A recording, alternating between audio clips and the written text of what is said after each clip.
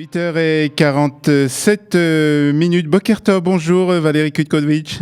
Oui, bonjour Olivier. Alors heureux de vous retrouver sur les ondes de Studio Kalita. On va parler avec vous des bons plans ici à Jérusalem. C'est la fin des vacances, hein, et il y a déjà plus de kaytenot, les centres aérés sont terminés.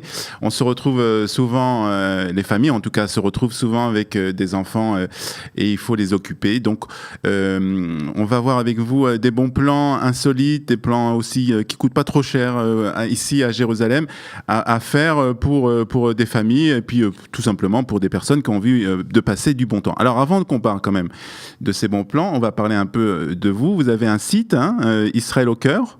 Alors non, ça s'appelle Jérusalem Futé. Ah, Jérusalem Futé, le site. Voilà, alors pour l'instant, c'est pas encore un site, c'est pour l'instant une page Facebook. D'accord. Hein. Et le site est en construction. Je suis en train de le monter et devrait être mis en ligne d'ici quelques semaines, courant septembre. Donc ça sera jérusalemfuté.com. D'accord. Donc vous habitez en Israël depuis combien de temps, Valérie ? Alors je suis montée il y a 9 ans. 9 ans. Directement à Jérusalem. D'accord. Donc, voilà. de 9 ans, vous connaissez Jérusalem et vous avez décidé de faire partager en fait un peu votre savoir sur la ville de Jérusalem. Il se passe en fait beaucoup de choses à Jérusalem. On n'a pas l'impression, hein, quand on habite dans la ville, des fois on passe à côté de beaucoup d'activités, mais en fait il se passe aussi beaucoup de choses à Jérusalem. Alors il y a énormément de choses à Jérusalem. Il y a énormément de festivals. Il y en a de nouveau à peu près tous les ans. Oui. Il y a énormément de musées. Je crois que c'est une des seules villes où il y a des musées qui s'ouvrent vraiment de façon très, très régulière. Mm-hmm. Et ce qu'il faut dire aussi, comme vous l'avez dit au début, c'est qu'il y a beaucoup de choses qui sont gratuites. Il suffit de connaître un peu. Et donc, c'est vrai que quand on a des familles, des enfants, on ne peut pas toujours se payer tous les jours une activité. Alors, il y a vraiment de quoi faire. Alors, dites-nous un peu ce qui va se passer. Là, il reste encore 2 semaines, hein, de longues semaines en tout cas pour les parents qui ont des enfants et qui doivent les occuper, puisque, comme je l'ai dit, les centres aérés et les kaytanot sont terminés. Donc, il faut trouver les plans D, hein, pour se débrouiller justement pour occuper ces enfants. Qu'est-ce qu'on peut faire pendant les jours ou les semaines à venir à Jérusalem ? Alors, si on parle des enfants, si on commence après, on parlera peut-être des plus grands. Pour les enfants, alors il y a quelque chose qui est très en vogue en ce moment et qui est par ce temps un peu chaud, très rafraîchissant, ce sont les fontaines du parc Teddy. Ah oui. Alors le parc Teddy, il est en contrebas de la tour de David. Alors au nom de Teddy, hein, il faut dire au nom du maire, de l'ancien maire de Jérusalem, Teddy Kollek. Ouais, exactement. Et là, il y a des fontaines, avec donc des jeux de fontaines qui, en journée, marchent à 11h, 13h, 15h, 17h. Les enfants adorent ça. Il y a possibilité, évidemment, de rentrer dans l'eau et voilà, de s'amuser. Mais encore mieux, le soir, à 8h, 9h et 10h, il y a un spectacle son et lumière dans les fontaines. Dans les fontaines, d'accord. Voilà. Donc on peut se rafraîchir et puis voilà, en même exactement. temps écouter de la musique. Rappelez-nous où se trouve exactement le parc Teddy, parce que c'est un parc assez récent, hein, je crois qu'il a 2-3 ans, voilà. Donc peut-être qu'on ne le connaît pas très bien. Alors, il est à côté de Mishkenot Sha'alanim. Le plus simple, quand vous êtes à la Mamila, que vous traversez la Mamila vers la porte de Yafo, au lieu de monter les escaliers pour aller à la porte de Yafo, vous les descendez sur la droite et vous traversez et le parc est en face de vous. D'accord. Donc ça, c'est une première chose, c'est un peu rafraîchissant, donc ça fait du bien parce qu'il fait aussi chaud ici à Jérusalem actuellement. Exactement. Et ça fait du bien, il y a des pelouses, on peut faire un pique-nique, on peut... Voilà, très bien. Première idée très, très sympathique. Alors, une deuxième idée qui se trouve juste à côté, qui est la tour de David. Hein. Donc le musée de la tour de David, on passe souvent devant quand on va au Kotel, mais on s'y arrête peu. Et là, dans les prochains jours, à partir d'aujourd'hui, il y a des activités entre 16h et 19h autour des chevaliers. Donc des spectacles, des ateliers, etc. C'est pas très cher, ça coûte 18 shekels pour les enfants. D'accord. Et ça permet aussi de visiter le musée, qui est un très beau musée, donc un musée historique sur toute la construction de Jérusalem. Hein. Donc on reste dans le quartier de la vieille ville. Voilà. Alors on peut aller dans un autre quartier, au musée d'Israël. Oui. Puisqu'il est gratuit au mois d'août pour les enfants, pour les gens de moins de 18 ans. D'accord. Qui a une exposition cette année sur le thème des chats et des chiens, avec beaucoup d'ateliers créatifs.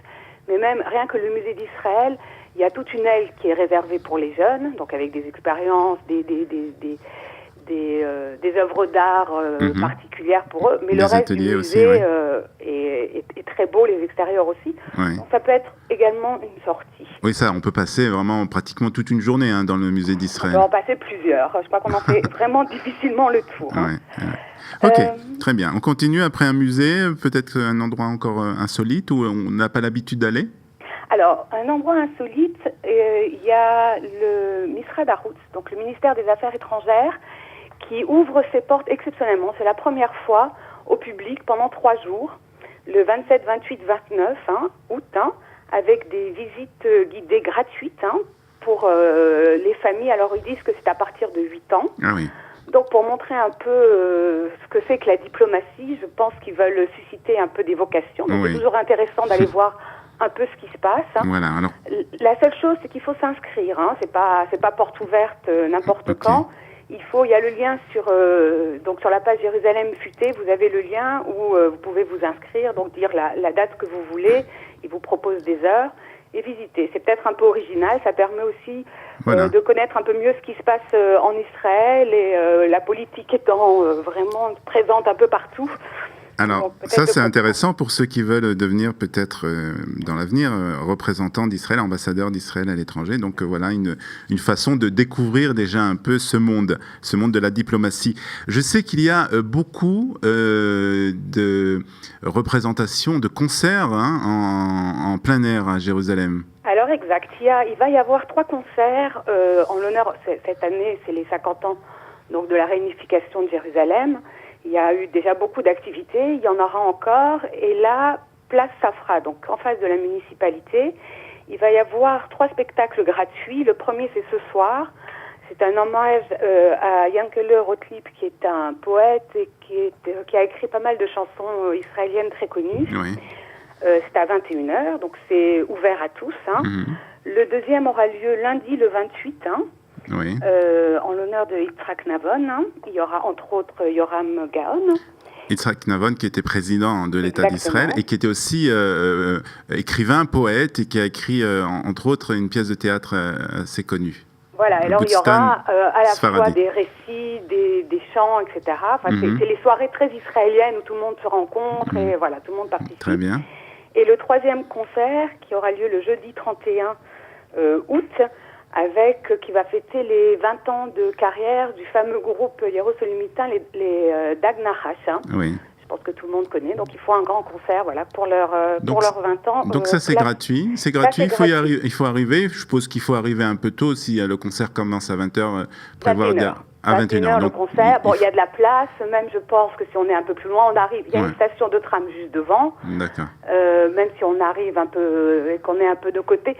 Il y a d'ailleurs à côté de la place centrale de la mairie, juste derrière un petit jardin avec un jardin de coussins qui est très sympa, des coussins en béton comme ça, des œuvres d'art. Je pense que si on s'assoit sur les coussins, on entendra tout aussi bien que si on est juste devant la scène. Alors on parle de plein air, de concerts en plein air. Je crois qu'on peut voir aussi des films en plein air à Jérusalem actuellement. Exactement. Il y a un cinéma de plein air tous les soirs, sous les étoiles, donc, qui se trouve rue Hillel, en face du musée juif italien. Oui. Donc tous les soirs à 21h, il y a une projection gratuite. Il y a comme ça un petit amphithéâtre, donc on peut s'asseoir. Les coussins sont fournis, c'est vraiment très sympathique. Il y a des films grand public. Je sais qu'ils ont déjà commencé à passer les premiers de la série Harry Potter. Ce soir, c'est Argo. Ah oui.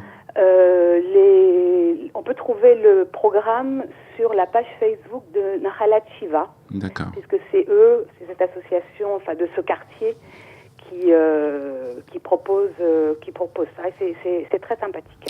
Il y a plein de choses à faire à Jérusalem. Aussi, on parlait hier avec notre ami Manu Schwab de Tel Aviv et de la ville qui ne dort jamais. J'ai l'impression qu'aussi à Jérusalem, on ne dort jamais. On n'a pas parlé, mais on aurait pu en parler. Ce sera peut-être l'occasion de le faire dans une autre prochaine émission, de tous les endroits très sympathiques que les jeunes apprécient particulièrement, en particulier le Machane Yehuda, le marché de Jérusalem, où pendant la journée, bien entendu, où on peut faire ses courses de légumes et de fruits, et le soir, c'est un lieu de rendez-vous pour les jeunes israéliens. Exactement. Alors maintenant, le Machane Yehuda, c'est comme Tel Aviv, ça ne dort jamais. Donc la journée, Il y a les ventes des fruits, etc., avec cette ambiance très, très particulière et très sympathique.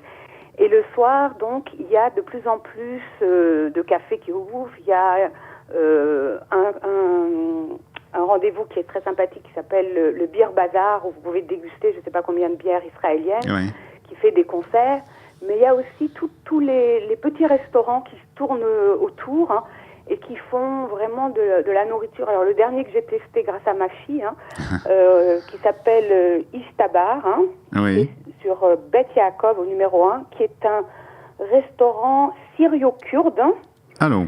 Et donc, on mange les spécialités alors comment vous expliquer? C'est des espèces de croissants fourrés à la viande. Alors, vous choisissez le type de viande que vous voulez. C'est très sympa. Ça tourne dans un four comme ça, rond. Alors, vous voyez votre plat qui tourne jusqu'à ce qu'il soit cuit. Et c'est vraiment très sympathique. Tout ça est en cachère, bien évidemment. Bien sûr. Et il y a vraiment toutes les nourritures du monde, des fish and chips, l'Argentine, le Brésil, le Liban. Enfin, tout ce que vous voulez, il y a de quoi faire, sans bouger de Mahane Yehuda, le tour du monde des cuisines, et des traditions. Valérie, rappelez-nous votre page Facebook où on peut retrouver, bien entendu, tous ces conseils et d'autres tout au long de l'année concernant Jérusalem. Alors, la page Facebook s'appelle Jérusalem Futé, et donc le site s'appellera jérusalemfuté.com. Merci beaucoup d'avoir été avec nous ce matin, Valérie. Je vous souhaite une bonne journée. Boker Tov à vous. Au revoir. Voilà, il est 8h59. C'est la fin de cette heure d'actualité en direct de Jérusalem et en direct du studio Kalita. Je vous rappelle que vous pouvez nous retrouver tout au long de la journée sur studiokalita.com, sur notre chaîne YouTube et bien entendu aussi sur les réseaux sociaux. J'aurai le plaisir de vous retrouver demain à partir de 8h pour une nouvelle heure d'actualité. Bonne journée à tous, à demain 8h.